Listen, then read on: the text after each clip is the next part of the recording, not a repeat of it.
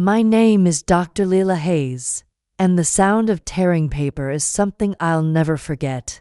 It echoed through my lab as my mother ripped apart 10 years of my research like it meant nothing. Your brother needs this estate more than you, Leela, she shouted, her voice sharp with fury. Sheets of data, handwritten notes, and genetic charts flew through the air like broken wings. I didn't move. I just stood there, watching a decade of my life fall to the floor. 10 years of studying genetic markers. 10 years of tracking a rare blood disorder that ran through our family. 10 years of quietly continuing the work my grandfather had started long before I was born. All of it being destroyed because my grandfather had left everything to me. Not to my older brother, Ethan, the favorite, the one with the perfect career, the perfect house, the perfect family. Mom, stop, I said quietly. My voice was calm, but inside, something had already shifted. Grandpa left the estate to me for a reason. She turned on me, her expression full of disbelief and anger. Reason? You call hiding in this lab a reason? Your brother has 3 children, Leela. 3. What do you have? Papers, experiments. I glanced toward the safe in the corner of the room. Inside it was a letter. The letter that explained everything. This isn't about Ethan's kids, I said. It's about continuing Grandpa's work. She laughed, cold and dismissive. Your grandfather was a businessman. That estate belongs to someone who understands real success. Ethan has an MBA.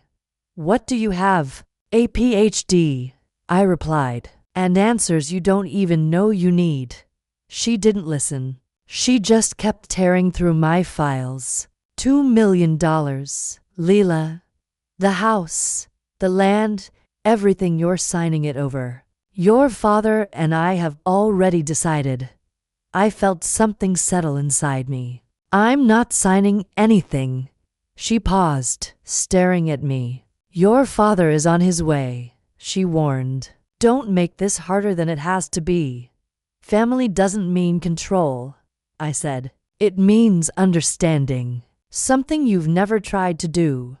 Right on cue, the lab door swung open. My father walked in, followed by Ethan.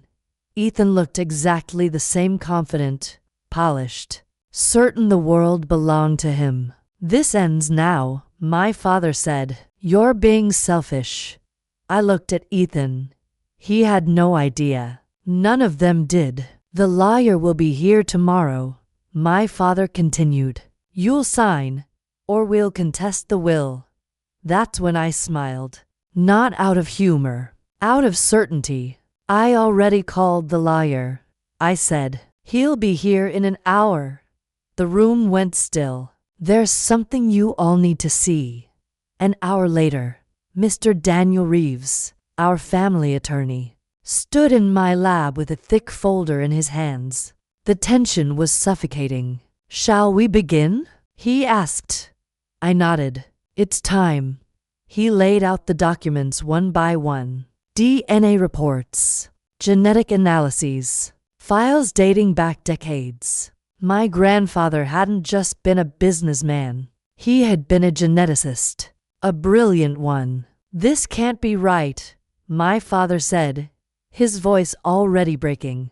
It is, I replied, placing my own research beside the documents. I confirmed it. Ethan stepped forward. Confirmed what? I met his eyes. Our family's blood disorder isn't random, I said. It doesn't follow normal inheritance patterns. Because we're not genetically who we think we are. Silence. Dad, I said gently, you're not Grandpa's biological son. The words hit like a shockwave. My father staggered back into a chair. You're lying, Ethan snapped. Mr. Reeves shook his head. Your grandfather discovered this years ago. He chose to keep it private. Until now, I continued, my voice steady. Grandma had an affair before Dad was born. That's why the genetic markers never matched. Ethan looked like the ground had disappeared beneath him. But I'm his grandson, he said weakly. No, I said softly. You're not biologically related to him either. My father stood suddenly, furious. You had no right to dig this up. I didn't dig it up, I said. I finished what he started. Mr. Reeves opened another file. The estate was left to Leela because she is the only one who understands the research, and the only one biologically connected. Every head turned toward me. I took a breath. There's more. I pulled out my own DNA report. My mother had an affair too, I said quietly. Her face collapsed instantly. With my grandfather's youngest son, my biological father. The room shattered in silence. That's why I have the genetic markers, I continued. Why I inherited his ability, his mind. No one spoke. There was nothing left to say. A month later, I stood in my grandfather's study, now mine. The truth had broken everything, but somehow, it had also cleared the way. My father disappeared into his work. My mother came to me days later, broken, finally telling the truth she had buried for decades. Ethan surprised me the most. He showed up one afternoon, awkward but sincere. I don't understand your work, he admitted, but I understand business. Maybe I can help. I said yes, not because I forgot everything, but because we were rebuilding something new, something honest. Then came my grandfather's final letter. It confirmed everything. His research, my father, his real son who had died years ago, the discovery they had made together, a breakthrough in genetic inheritance that could change medicine forever. And me, Leela, the letter said, you are not just my heir. You are the continuation of everything we began. Behind his desk, I found a hidden safe. Inside it were files, decades of work, the missing pieces, the future. Later, my phone buzzed. A message from Ethan. Patent meeting next week. You ready? I looked around the room, at the research, at the legacy, at the truth that had destroyed us and rebuilt us. I smiled. Yes, I typed back. I'm ready. Because sometimes the truth doesn't just break a family. Sometimes it reveals what was worth saving all along.